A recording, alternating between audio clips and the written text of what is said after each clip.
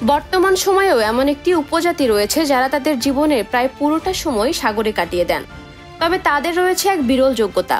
অবিশ্বাস্যভাবে তারা জলের নিচে প্রায় 10 থেকে 13 মিনিট শ্বাস ধরে রাখতে পারে, যা বিশ্বের আর কোনো উপজাতির মানুষেরা পারে না।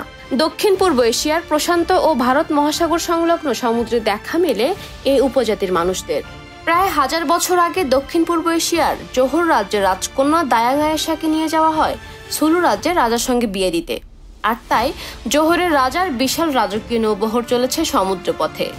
রাজকন্যাকে পাহারা দিয়ে নিয়ে যাচ্ছে বাজাউ নামের এক উপজাতি, যারা এই এলাকার সমুদ্রকে নিজের হাতের তালুর মতোই চেনে। ব্রুনেইয়ের তৎকালীন সুলতান আগেই আয়েশাকে বিয়ে করতে চেয়েছিলেন, কিন্তু জোহরের রাজা তার মেয়ের সঙ্গে ব্রুনেইয়ের সুলতানকে বিয়ে দিতে রাজি নন। এই অপমান ভুলতে পারেননি ব্রুনেইয়ের সুলতান। সুলুর রাজার সঙ্গে আয়েশার বিয়ে তিনি মেনে নিতে পারেননি, তাই অন্য কৌশল নিলেন সুলতান। আরো বড় নৌবহর নিয়ে এসে জোহর রাজ্যের নৌবহরকে অতর্কিত আক্রমণ করেন। গভীর সমুদ্রে তুমুল লড়াইয়ের পর ছিনিয়ে নিয়ে গেলেন জোহরের রাজকন্যাকে। আর এতে করে বিপদে পড়লেন কয়েকশো বাজাও ও তাদের পরিবার। দেশে ফিরলে জোহরের রাজা হত্যা করবেন। প্রাণের ভয়ে তারা আর দেশে ফিরতে পারেনি। স্থলের সঙ্গে তাদের চিরকালের জন্য বিচ্ছেদ হয়। সমুদ্রই হয়ে যায় তাদের ঘর। সম্পূর্ণভাবে সমুদ্রের উপর নির্ভরশীল বাজাও লাউটদের আজও পুরো জীবন কাটে সমুদ্রে। প্রশান্ত ও ভারত মহাসাগরের মাঝে অবস্থিত ব্রুনেই, মালয়েশিয়া, থাইল্যান্ড ও ইন্দোনেশিয়ার বেশ কয়েকটি উপসাগর রয়েছে। আর এই উপসাগরগুলোর নীল জলে বিশেষ আকৃতির নৌকা লেপালেপাতে চড়ে ঘুরে বেড়ান বাজাউরা। নির্দিষ্ট কোনো ঠিকানা না থাকায় এদের বলা হয় সিজিপসি বা সিনোম্যান। সমুদ্রের তীর থেকে 8 কিলোমিটার সমুদ্রের ভেতর বাজাউরা তৈরি করেন তাদের অস্থায়ী গ্রাম। বাঁশ ও কাঠ দিয়ে তৈরি করা হয় বাড়িগুলো। কয়েক ঘন্টার মধ্যে খুলে ফেলা যায় এগুলো। বাড়িগুলোর নিচ দিয়ে বয়ে যায় সমুদ্রের ঢেউ। ছোট ছোট ডিঙির মতো নৌকায় চলে এ বাড়ি সে বাড়ি যাওয়া আসা। জলের ওপরে বানানো হলেও ঘরগুলো কিন্তু বেশ পোক্ত। 2004 সালে সুনামিতেও বাজাউদের কোনো ক্ষয়ক্ষতি হয়নি এবং সুনামি তাদের ঘরের নিচ দিয়ে গেছে। শুনতে অবাক লাগলেও এটা সত্যি যে এই উপজাতির অনেক মানুষ যারা কোনোদিনও মাটিতে পা রাখেনি। এছাড়া বাজাউরা জানে না তাদের নিজেদের বয়স। এই যুগেও সময় কিংবা তারিখ সম্পর্কে তাদের কোনো ধারণা নেই, ঠিক যেমন তারা জানে না বিদ্যুৎ কি ও কেন লাগে। সামুদ্রিক মাছের তেলের মশাল আজও তাদের রাতের অন্ধকার কাটায়। সমুদ্র তীরবর্তী কিছু সহৃদয় গ্রাম এদের জ্বালানি, কাঠ ও পানি এবং জামা কাপড় দেয়। বিনিময়ে বাজাউরা দেয় মাছ। অত্যন্ত শান্ত ও আমোদে এই উপজাতিটি সম্পূর্ণ সামুদ্রিক খাবারের উপর বেঁচে থাকে। বছরের বেশিরভাগ দিনই তাদের সমুদ্রের নিচে নামতে হয় খাদ্য সংগ্রহের জন্য। তাই প্রত্যেকটি বাজাও পুরুষ ও নারী অবিশ্বাস্য মানের ডুবুরি। জলের নিচেও তারা জলের ওপরের মতোই সাবলীল।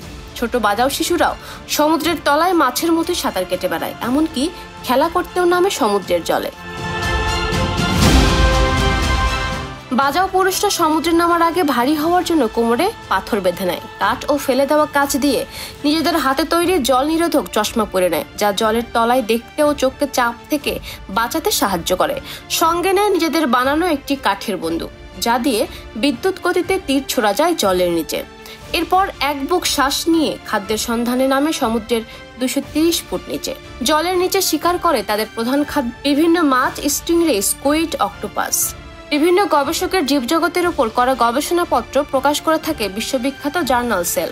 এই পত্রিকাটিতে ইউনিভার্সিটি অফ ক্যালিফোর্নিয়ার গবেষক মেলিসা ইলার্ডো ও রাসমুস রিয়েলসেন বাজাউদের নিয়ে করা এক গবেষণাপত্রে দিয়েছেন এই রহস্যের উত্তর। গবেষকরা জানিয়েছেন বাজাউদের জিনে থাকা কিছু বিশেষ বৈশিষ্ট্যই তাদের প্রাকৃতিক ডুবুরি করেছে। তারা যখন শ্বাস চেপে জলে ডুব দেয় তখন তাদের দেহে বিভিন্ন পরিবর্তন দেখা যায়। হৃৎপিণ্ড তার কাজ কমিয়ে দেয় অক্সিজেন বাঁচিয়ে রাখার জন্য। পালস রেট নেমে দাঁড়ায় প্রতি মিনিটে মাত্র 30 বার। শরীরের বাইরের দিকে কলাকোষ থেকে রক্ত প্রবাহের অভিমুখ ঘুরে যায় শরীরের ভেতরের দিকে। রক্ত যায় মস্তিষ্ক, হৃৎপিণ্ড ও ফুসফুসে।